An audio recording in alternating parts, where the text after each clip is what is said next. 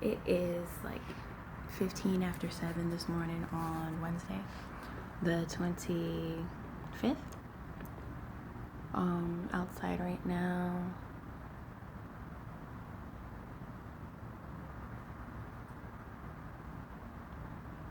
Starting to get light out. No more daylight savings, I guess. I was just wondering about how you would approach someone that's not well during this time.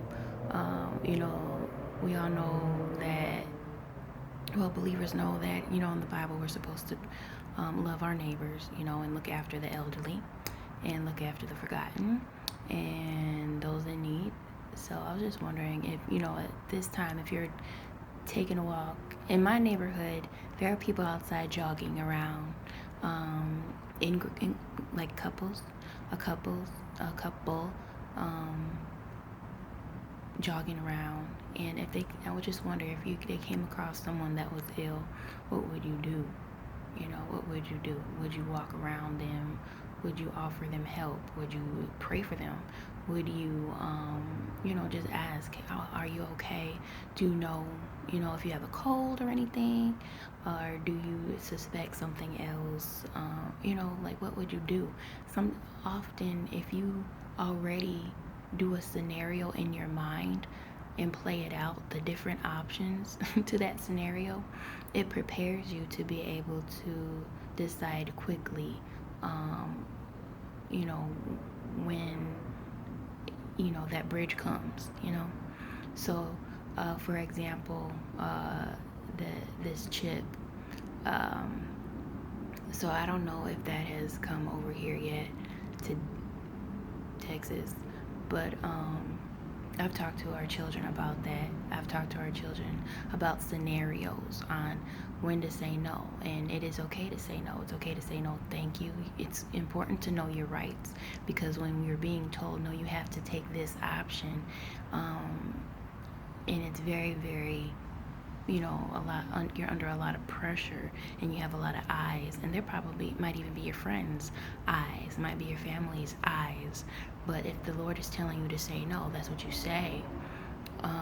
You might not have an explanation for it, but knowing your options, knowing you have the right to say no, or no thank you, or if you decide, no, I don't want insurance coverage, for what's going on right now.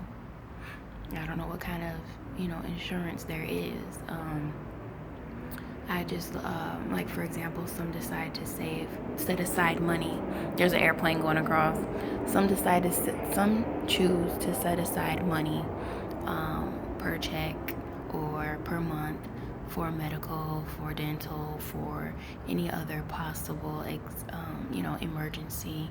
I know I have someone who is in the banking and finance area, and their goal, they usually say you save $1,000 in cash, and then you can go put that in the bank, and that's interest. And then once you have that 1,000, if it's just you, then you start, then you go with your bills.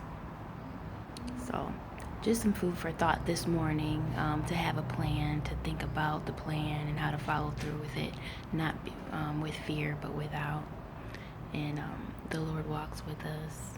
You are not alone. He goes before us. He orders our steps. He knew that today was going to happen and the way it was going to go out. So continue to be with the Lord. Continue to keep conscious in the Lord. Continue to pray before you go and consider Him before you do anything. And always know that He protects you. And, you're not alone. So have a blessed day. Be safe.